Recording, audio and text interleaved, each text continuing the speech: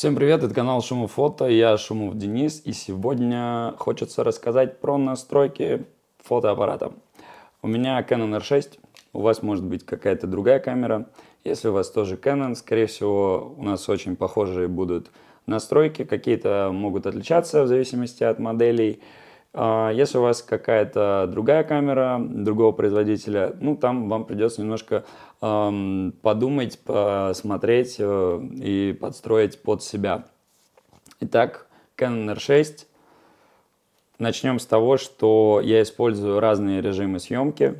M, C, C2, C3.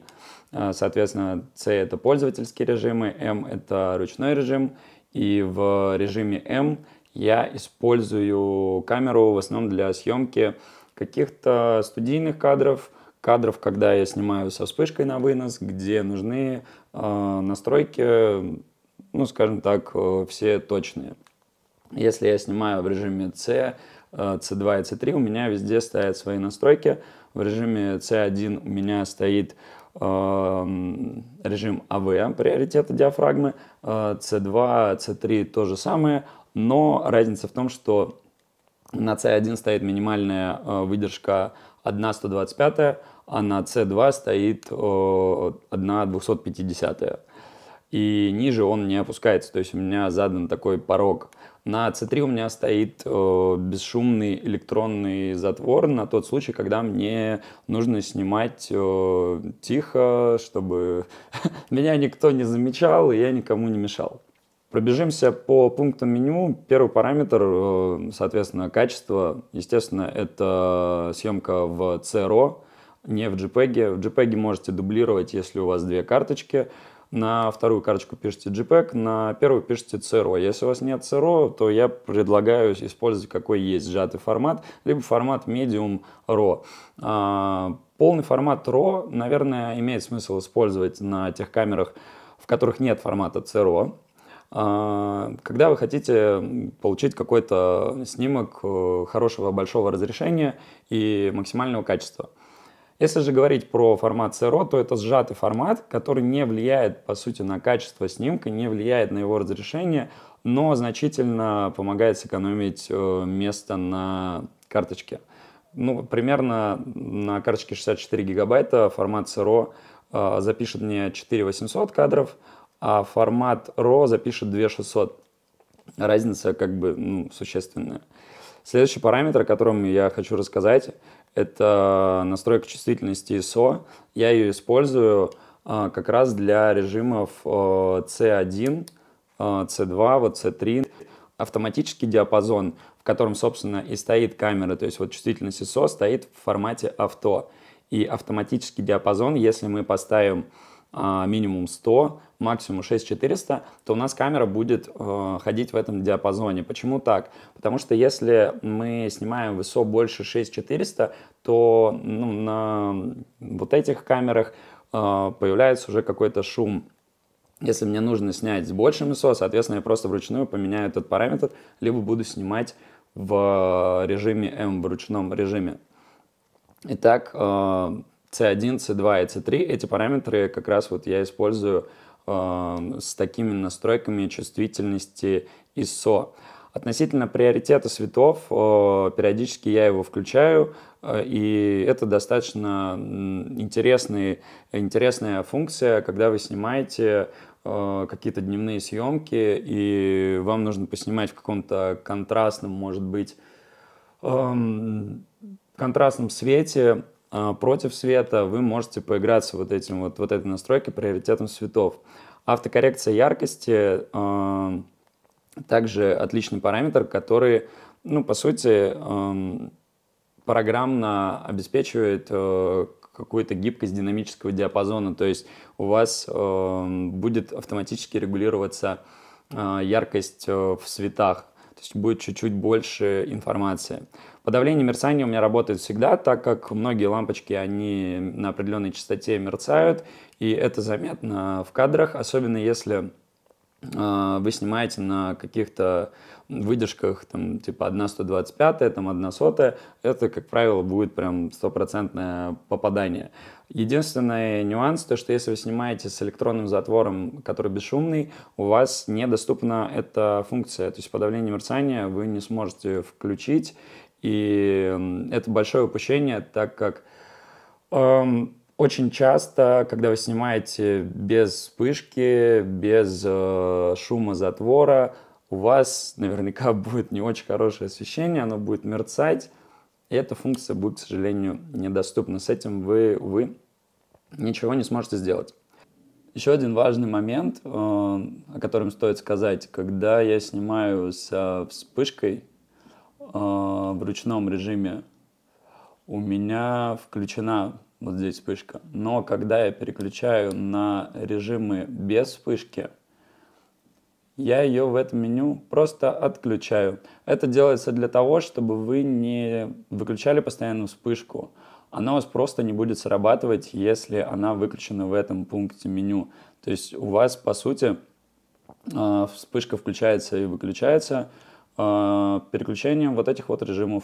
То есть с ручного, когда вспышка работает, на режимы AV в пользовательском режиме, которые без вспышки.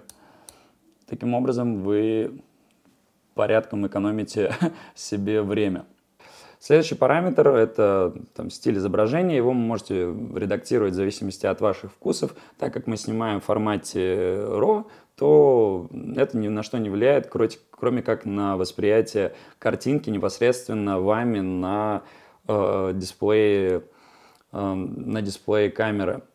Коррекция аберрации объектива. Также можно включать эти настройки. Это программная, скажем так, программная коррекция объектива, его аберрации, его дисторсии, каких-то искажений.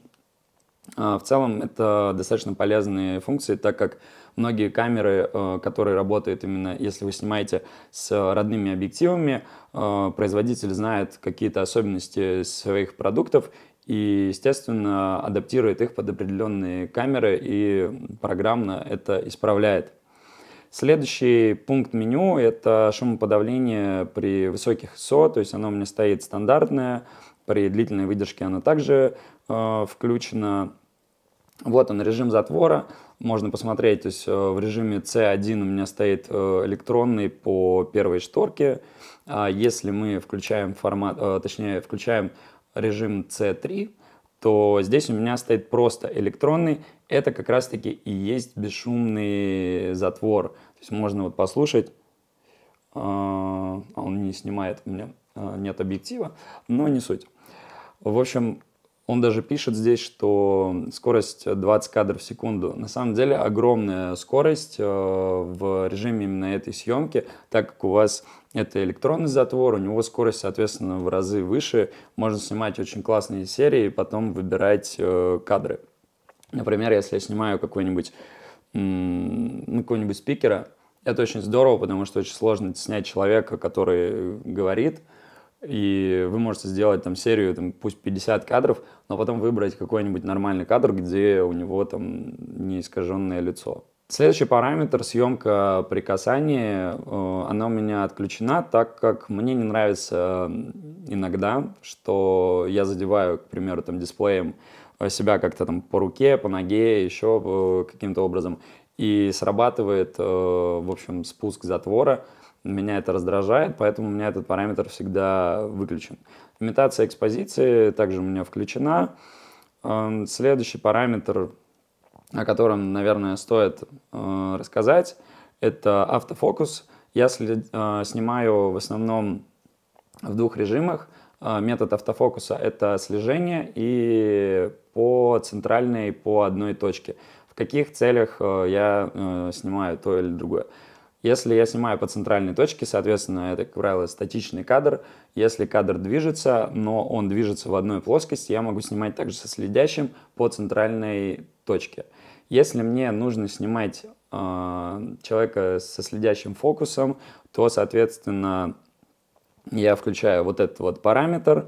Он есть также параметр обнаружения, да, то есть это стоит у меня для людей, тут есть еще животные, но, не знаю, я никогда не использовал. В основном это люди. И очень-очень классная функция – это обнаружение глаз. камера автоматически определяет человека, определяет его глаз и фокусируется. В режиме следящей съемки вы можете передвигаться, человек может передвигаться, и камера будет следить за ним по глазам, то есть держать его. Отсюда промахи и брак по кадрам практически вообще минимизируются. Непрерывный автофокус, не пользуюсь этой опцией. Следующий параметр, там, помощь автофокусировки, точнее фокусировки, также я не пользуюсь.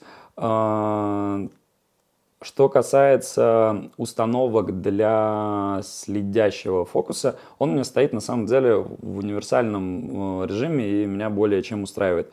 Иногда можно воспользоваться вот вторым еще, это продолжать отслеживать объекты, не обращая внимания на препятствия. Также неплохая настройка, но опять же повторюсь, они настолько, на мой взгляд, неощутимы, что вот первая универсальная, она подходит на все случаи жизни. Тарантантан, тарантантан. Все это я пролистываю. Тут очень много каких-то настроек, которые касаются передачи изображений, защиты изображений. Ну, можно иногда ставить защиту изображений. К примеру, если вы сделали 10 кадров, поняли, что вы не стерли флешку, а другой у вас нету, вы берете, защищаете кадры, которые у вас условно были сделаны, если они вам прям критично нужны. И выбираете дальше стереть изображения, все изображения на карте, кроме защищенных ключиком. Таким образом вы оставите то, что сняли, а то, что снимали до этого и вам не нужно, опять же, если вам это не нужно, вы удаляете. Итак, дальше, настройки Wi-Fi это вообще отдельная история, это танцы с бубном, но как бы настроить можно, все работает, хотя есть большие вопросы, конечно, к удобству, скорости этой передачи, вообще всех этих манипуляций с подключением камеры, это прям, честно, это очень неудобно. Дальше у меня стоит вот автоповтор, чем это удобно? Тем, что автоповорот, вернее. Тем, что у меня фотографии отображаются на весь экран. То есть он их автоматически поворачивает на компьютере. Если мы выберем настройку и фотоаппарат, то он будет и на фотоаппарате. Но мне больше нравится видеть вертикальные кадры, не повернутые на горизонтальном дисплее, а во весь дисплей вертикально. Дальше параметр время. На самом деле, очень важный параметр, если вы снимаете на несколько камер, если вы снимаете в команде, обязательно используйте этот параметр. Просто перед съемкой прям все собираетесь, берете все камеры и настраиваете точное время по секундам. Потому что потом, когда вы будете отдавать материал, он у вас будет просто вот так невероятно скакать, если у вас будет разброс даже там несколько минут. Следующий параметр – это эко-режим. Все очень просто, очень классный параметр. Вы его включаете и экономите до 50% вообще заряда. Просто за счет того, что у вас камера очень быстро переходит, так сказать, в спящий режим. И это действительно ощутимо, если вы снимаете весь день. Хотя я использую, у меня 4 аккумулятора, но и этого как бы может не хватить. Всегда берешь с собой, конечно же, на большие съемки, большие проекты зарядное устройство, но эко-режим выручает. Дальше настройки видоискателя. Здесь, соответственно, отображение на экране. У меня стоит экран, можно включить там только экран, автопереключение, только видоискатель. Я перестал снимать по видоискателю, у меня все по экрану. Видоискатель я иногда могу побаловаться, но не более того, как бы. Реальные съемки все через экран. Яркость экрана зависит от вас, то есть я бы поставил где-то, вот посерединке, для того, чтобы не было неправильного искаженного восприятия картинки, там пересвет, недосвет. Яркость видоискателя, собственно, неважно, так как я через него не снимаю, но можете поставить, если снимаете. Цветовой тон также от теплого к холодному у меня стоит на 2. На мой взгляд, это стандартный и максимально такой естественный вариант отображения цвета и температуры на экране. Пользовательский режим, относительно него, как я и говорил, я его использую для 3 вариантов съемки. Все эти варианты съемки, они в режиме AV, у них меняется только диафрагма, выдержка, ISO стоит в автоматическом режиме. И сейчас я покажу следующий параметр. Это диапазон выдержек. Собственно, его вы также можете устанавливать. Он у меня стоит для режима C1 минимальная 1/125, соответственно, самая короткая это 1/8000. Для режима C2 у меня стоит 1/250 и также самая короткая 1/8000. Вы также можете выбирать диапазон диафрагмы, если вам хочется, но как бы этот параметр я не трогаю, я не вижу в этом смысла. Чем хороша эта настройка? Тем, что, ну вот представьте, вы выставляете длину выдержки в определенном диапазоне, выставляете вручную ту же самую диафрагму, вы выставляете автоматическое ISO, и получается то, что вы всегда снимаете на определенных выдержках, но ISO у вас подстраивается, находит тоже в этом каком-то диапазоне. То есть вы себя, по сути, защищаете от выхода ISO за какие-то запредельные, скажем так, параметры. Также у вас снижается вероятность, точнее, вы избавляетесь от того, что случайно можете изменить выдержку и сделать ее какой-то слишком короткой, тем самым упустить кадр. То есть у вас всегда примерно рабочая выдержка 1/125, там 1/250 для каких-то там движущихся объектов, если вы снимаете, ну, в какой-то достаточно неплохом освещении. Ну и просто роликом вы крутите и настраиваете диафрагму. На мой взгляд, это очень удобно, то, что вы себя подстраховываете в каких-то моментах. Следующие параметры – это кнопки и диски управления. На мой взгляд, такие очень интересные моменты, которые можете подстроить под себя и максимально классно использовать в своей работе. То есть вы будете как, извиняюсь, как на баяне просто играть пальцами. И, следовательно, доведя это до автоматизма, сможете очень круто использовать. Итак, если говорить про кнопки, то, наверное, ключевое, о чем мне хочется сказать, это вот кнопка AF On. Она у меня стоит на автофокусе с обнаружением глаз. То есть, к примеру, я снимаю по какой-нибудь центральной точке. И в тот момент, когда я нажимаю эту кнопку, у меня центральная точка переключается на следящий по глазам. То есть, условно, нажатием просто одной кнопки у меня с центральной точки переключается на следящий по глазам. Что можно сделать еще? То есть у вас же есть покадровый фокус и следящий фокус. Соответственно, это тоже очень важно переключать. Это очень классно делать вот этой вот кнопкой, которая находится внизу. Вы переключаете ей со следящего, то есть режим серво, на покадровый фокус. Это также настраивается в этих кнопках. Есть определенная, вот она, One Shot to Servo. Вы просто выбираете эту кнопку и выбираете ее, собственно, назначение. Это две кнопки, которые прям вот я ставлю прям сразу же на этой камере и на Эрке. К сожалению, там не было такой кнопочки, вот, и не было такой возможности. Но на Марке 4 там есть вот эта кнопка внизу в районе объектива. Это очень крутая опция, я советую ей пользоваться, особенно если вы ведете какой-то объект. К примеру, ну, я не знаю, идет человек, вы снимаете стрит-стайл, и вы просто можете переключаться с обычного кадра, он остановился там, потом на следящий, когда пошел. В общем, это очень круто, удобно. Следующее – это диски управления. Тоже немаловажная тема эргономики камеры.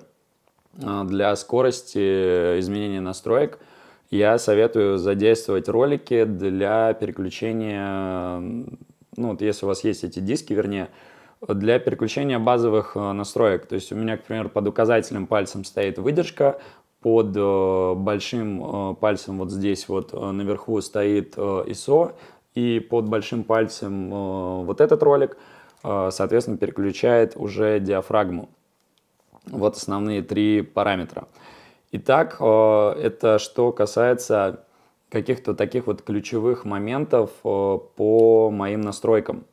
Дальше все это, конечно, зависит от ваших каких-то, если вы только начинаете снимать, то понятно, что вы только начинаете привыкать к камере, и для вас все это в новинку, но когда вы меняете уже не одну камеру, многие вещи для вас важны, потому что вы берете, вы хотите, чтобы вам было максимально удобно, да, как бы если есть какие-то новые параметры, понятно, вы к ним начинаете адаптироваться, привыкать как-то, обкатывать. Но что касается устоявшихся моментов, что под каким пальцем находится, конечно же, это хочется сохранять от камеры к камере. Это действительно важные такие моменты. Вот, пожалуй, и все, о чем мне хотелось рассказать относительно этой камеры, относительно моих настроек. Когда я снимаю, у меня действительно без вообще обращения внимания на камеру происходит изменение настроек. Естественно, это приходит со временем. Если вы профессиональный фотограф, я уверен в том, что вы понимаете, о чем я, у вас также. Поэтому тема переходов, допустим, с одних камер на другие, даже не про модели говорю, а про марки, там, с Canon на Nikon, это весьма болезненная история. Просто по причине расположения кнопок, меню, эргономики, то есть вам нужно заново переучиваться, разные цвета, ну, в общем, как бы я не топлю за какой-то определенный там бренд, просто если привыкли, разберитесь и, собственно, доведите это до какого-то совершенства. Вот. Всем спасибо, надеюсь, это видео будет вам полезным. Если да, то ставьте лайки, подписывайтесь. Собственно, есть Инстаграм, туда можете тоже зайти, посмотреть какие-то работы. Вот, если есть вопросы, также пишите. Всем спасибо, всем пока.